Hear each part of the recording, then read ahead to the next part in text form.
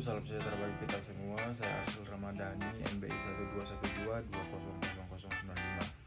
Di sini saya akan membahas materi yang sudah dibahas oleh kelompok 1 pada minggu keempat, yaitu tentang perspektif teoretikal. Di sini saya akan mengangkat dua teori spesifik, yaitu teori disonansi dan teori resiko. Berikut videonya.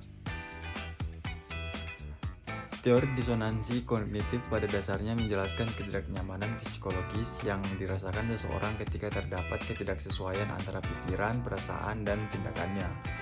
Dalam konteks pelanggan, disonansi ini bisa muncul ketika yang pertama ekspektasi tidak terpenuhi. Pelanggan merasa produk atau layanan yang mereka beli tidak sesuai dengan apa yang mereka harapkan.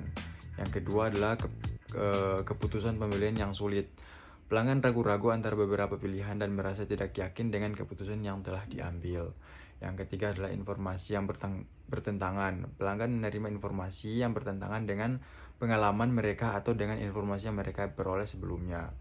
Bagaimana sih disonansi ini memengaruhi loyalitas pelanggan? Yang pertama adalah mengurangi kepuasan pelanggan. Pelanggan yang mengalami disonansi cenderung merasa kurang puas dengan produk atau layanan yang mereka gunakan. Terus meningkatkan kemungkinan untuk beralih. Untuk mengurangi disonansi pelanggan, mungkin mencari alternatif lain yang lebih sesuai dengan ekspektasi mereka. Selanjutnya, menciptakan perspektif negatif terhadap merek. Disonansi yang tidak teratasi dapat menyebabkan pelanggan mengembangkan perspektif negatif terhadap merek tersebut. Contoh dalam dunia bisnis yaitu pembelian ponsel. Seorang pelanggan membeli ponsel dengan harga mahal karena fitur-fiturnya yang lebih canggih mungkin. Namun setelah beberapa waktu, ia menemukan bahwa baterai ponsel cepat habis. Hal ini menimbulkan disonansi karena tidak sesuai dengan ekspektasi awalnya. Selanjutnya di sini saya akan menjelaskan tentang teori resiko. Teori resiko dalam konteks loyalitas pelanggan mengacu pada persepsi pelanggan terhadap kemungkinan kerugian atau konsekuensi negatif yang mungkin timbul akibat menggunakan produk atau layanan tertentu. Semakin tinggi persepsi resiko yang dirasakan pelanggan, semakin rendah kemungkinan mereka untuk menjadi loyal terhadap suatu merek.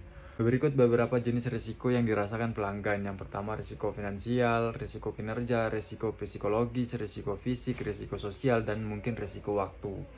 Hubungan antara risiko dan loyalitas pelanggan yaitu yang pertama adalah persepsi risiko tinggi, di mana pelanggan cenderung lebih berhati-hati dan mencari alternatif lain yang dianggap lebih aman. Mereka juga cenderung kurang loyal karena mudah beralih ke merek lain. Kedua, persepsi risiko rendah. Pelanggan merasa lebih nyaman dan percaya diri dengan produk atau layanan tersebut, lebih loyal karena merasa tidak ada risiko yang signifikan. Faktor-faktor apa saja sih yang mempengaruhi perspektif risiko? Yang pertama, informasi. Semakin banyak informasi yang dimiliki pelanggan tentang produk atau layanan, semakin rendah persepsi risikonya. Yang kedua, pengalaman pribadi. Pengalaman positif sebelumnya dengan produk atau merek serupa dapat mengurangi persepsi risiko. Yang ketiga, rekomendasi dari orang lain. Rekomendasi positif dari teman, keluarga, atau influencer dapat mengurangi persepsi risiko. Yang terakhir adalah karakteristik produk. Produk yang kompleks atau baru cenderung memiliki persepsi risiko yang lebih tinggi. Terima kasih.